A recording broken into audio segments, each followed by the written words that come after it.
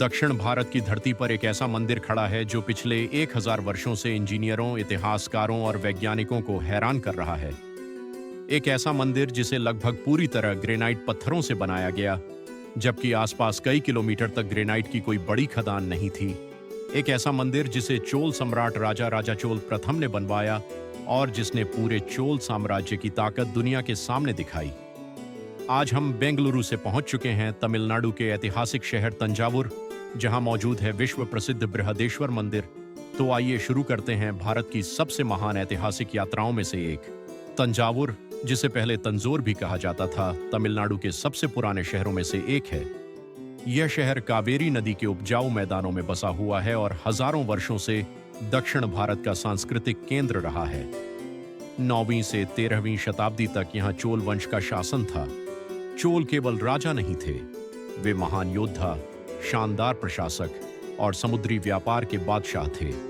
उनकी नौसेना श्रीलंका, मालदीव, इंडोनेशिया और दक्षिण पूर्व एशिया तक पहुंच चुकी थी। राजा राजा चोल प्रथम के शासनकाल में चोल साम्राज्य अपनी सबसे बड़ी शक्ति पर पहुंचा। इसी दौर में तंजावुर को राजधानी बनाया गया और यहीं बनने वाला था इतिहास का सबसे महान शिव मंदिर। अब सबसे बड़ा सवाल, इतना विशाल मंदिर आखिर बनाया कैसे गया? सबसे पहले हजारों टन ग्रेनाइट पत्थर दूर दूर से लाए गए।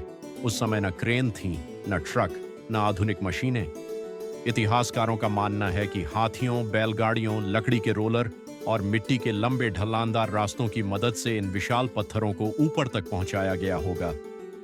मंदिर का सबसे ऊंचा भाग, जिसे विमाना कहा जाता है, लगभग 66 मीटर ऊंचा है। यह अपने समय की सबसे ऊंची धार्मिक संरचनाओं में से एक था। ऊपर रखा विशाल शिखर पत्थर और कलश आज भी इंजीनियरिंग का अद्भुत उदाहरण माना जाता है। पूरे मंदिर को इस तरह बनाया गया कि 1000 साल बाद भी यह मजबूती से खड़ा है। इतनी सदियों में अनेक प्राकृतिक चुनौतियों के बावजूद इसकी मूल संरचना सुरक्षित बनी हुई है। मंदिर के अंदर विशाल शिवलिंग स्थापित है।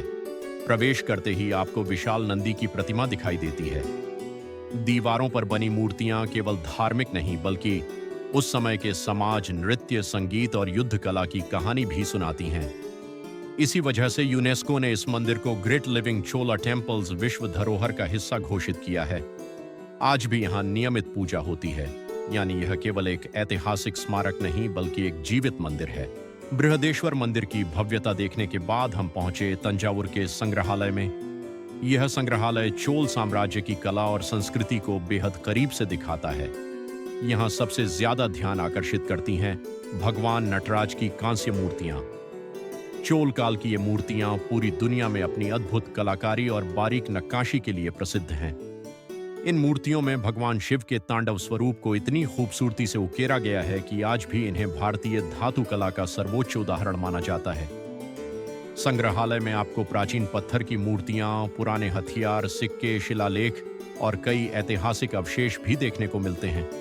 लेकिन यहाँ की एक और खास चीज है विशाल ब्लू व्हेल का कंकाल। समुद्र के सबसे बड़े जीव का यह विशाल कंकाल देखकर अंदाजा लगता है कि प्रकृति कितनी अद्भुत है। इतिहास और प्राकृतिक विज्ञान का यह अनोखा मेल इस संग्रहालय को और भी खास बना देता है। अगर आप तंजावुर आए तो बृहदेश्वर मंदिर के साथ इस संग्रहालय को भी अपनी यात्रा का हिस्सा जरूर बनाइए।